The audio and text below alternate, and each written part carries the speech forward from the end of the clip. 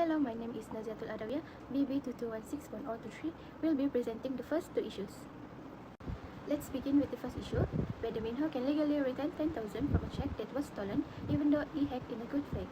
To summarize the fact, Woon Bin, a manager at HB Best Restaurant, stole a check meant for Sedap Bar Sdn Bhd, altered the payee names to himself using invisible ink and marked it not negotiable. He then used the check to buy a television from Minho.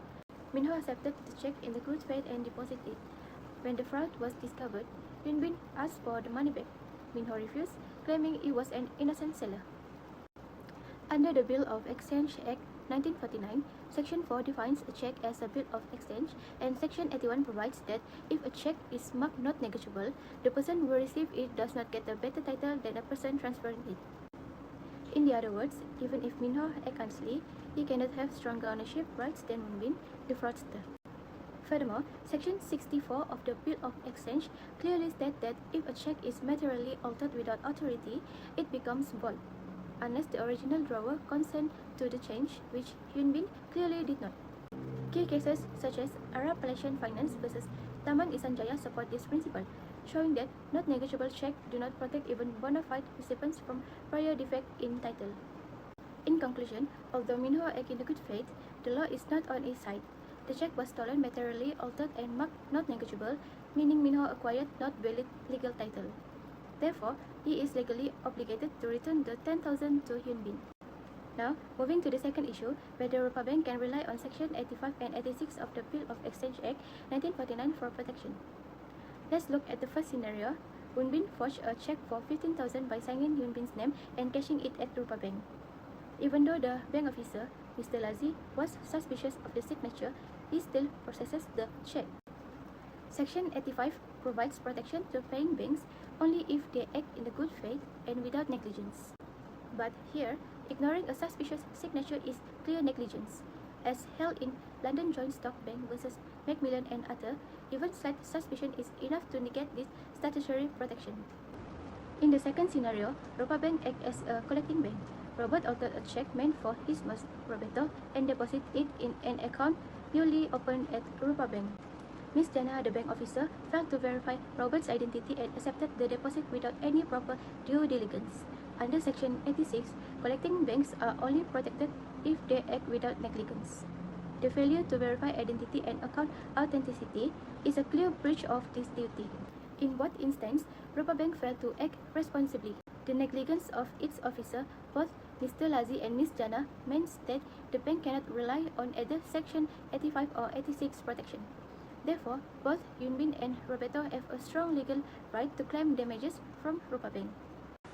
My name is MENG, BB3310334, and I'm going to explain the next two issues. Issue number 3 is whether Juta Bank is liable for collecting a fraudulent altered check that was crossed not negotiable. Here's what happened. Woon Bin issued a 10,000 ringgit check to Sedap Bar Sdn Bhd and crossed it not negotiable. But the check was stolen by the restaurant manager Woon Bin, who altered the payee name to himself. He then used it to buy a TV from Minho, who deposited it into his account at Juta Bank. When the fraud was discovered, Woon Bin sued to recover the money. Under Section 4.3 of the Bills of Exchange Act 1949, a check marked not negotiable means no one can get a better title than the person who transferred it. Since Woon Bin had no rightful title, Minho didn't either. But what about Juta Bank? Section 85(1) protects collecting banks from liability if they act in good faith and without negligence. But if the bank misses obvious signs of alteration, like mismatched ink or suspicious pay details, then it likely acted negligently. The case of Bae Hon Song versus Standard Chartered Bank is relevant here, where the bank was held liable for processing a suspicious check without proper checks. So if Juta Bank failed to detect signs of tampering, it loses its legal protection and becomes liable for Woon Bin 10,000 ringgit loss. The next issue is issue number 4, is whether Rupa Bank is liable for cashing a forged check cross-account payee. Woon Bin issued a blank check, crossed it account payee, and someone named Woon Bin stole it.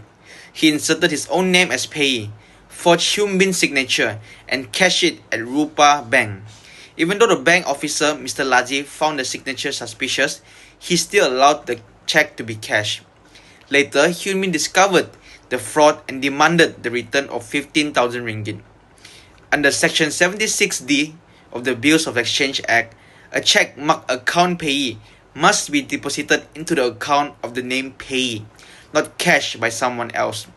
Also, forged checks are not valid, and the drawer, Hyun Bin, can't be held responsible unless he was negligent, which isn't the case here.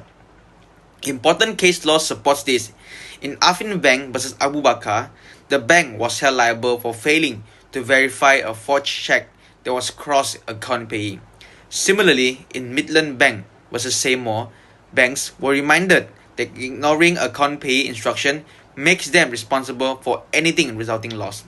Since Rupa Bank ignored both the suspicious signature and the crossing, it breached its duty. This makes the bank liable for Hyun Bin 15,000 ringgit loss. Hello, my name is SITI NAZZWA. I will continue by explaining issue 5, which involves Juta Bank.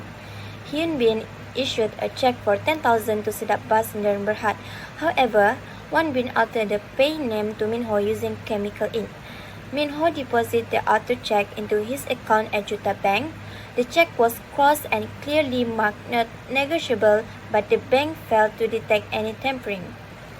Under Section 5 of the Bills of Exchange Act 1949, collecting banks have a duty to act with due care when handling checks. A check marked not negotiable should alert the bank to verify it more carefully. In Bank Negara Malaysia versus Hasin bin Jasa, the court ruled that banks must take extra care with suspicious checks. Since Juta Bank failed to detect the material alteration and did not make any inquiry, it breached its duty of care. Therefore, Juta Bank may be held liable for negligence and could be responsible for compensating Hyun Bin for his 10,000 loss. Now let's look at issue 6 involving Rupa Bank. Robert stole a check originally made payable to Roberto. He altered it by removing the letter O and presented it as his own. He then opened a new account at Rupa Bank and deposited the check. The bank officer, Ms. Jana, failed to verify Robert's identity or question the suspicious change in the payee's name. Under the Bill of Exchange Act 1949, bank must carry out proper identity checks and act carefully when handling checks. In case Ledbrook vs. Todd, the court held that a bank can be liable if it collects a suspicious checks without proper inquiry. Rupa Bank failed to follow standard procedure and accepted a clearly altered check. This showed negligence. As a result, the bank may be liable for the 2,000 loss suffered by Roberto, the true owner of the check. Hi, my name is NURFARHANA JUFRI. My magic number is BD33107. In issue 7, whether is Rupa Bank is liable for paying a check with a forged signature belonging to the account holder Yunbin. The fact is, Wonbin stole Yunbin blank check and brought an amount of 10,000, forging Yunbin's signature. And the check was processed by Rupa Bank. And the bank officer, Mr. Lazi, noticed the signature looked suspicious but didn't verify its bank record. Despite this, the bank still paid the check. Under Section 85(1) of Bill of Exchange Act 1949, a paying bank is protected when it makes payment in good faith and in the ordinary course of business. However, this protection is lost if the bank is negligent. The case law support this principle is in London Joint Stock Bank versus Macmillan. The court was ruled that bank must detect suspicious check. Meanwhile, in Tai Hing Cotton Mill, this is Liu Chong Hing Bank, the court held that bank must take responsibility for identifying forgeries and cannot shift that duty to their customer. In this case, Rupa Bank was clearly negligent. The bank officer saw the signature was odd, yet made no effort to verify it. No further action was taken and the payment was processed. This showed that the bank did not act in the good faith or follow standard banking procedure. So, in the conclusion, Rupa Bank is liable because it act negligently, it lose protection under Section 85(1) of the Bill of Exchange Act. Therefore, the bank must bear the losses of 10,000. Let's move on to issue 8. Whether Yunbin recovered 10,000 from Minho who received and used the vote check. In this case, the check that Won Bin stole and forged was used by Minho was cashed in. Minho likely didn't know it was forged, but the money came from the Yunbin account without his authorization. Yunbin now wants to recover that 10,000 from Minho. The key legal principle applied here, which is the first or thought of conversion, which involves wrongful handling of someone else's property, even by someone acting in a good faith. Second, the doctrine of unjust enrichment, which said that no one should benefit unfairly at another person's expense. The case Lipkin-Gorman versus Carpnell Ltd. makes this clear. Even an innocent recipient of stolen money can be required to return it.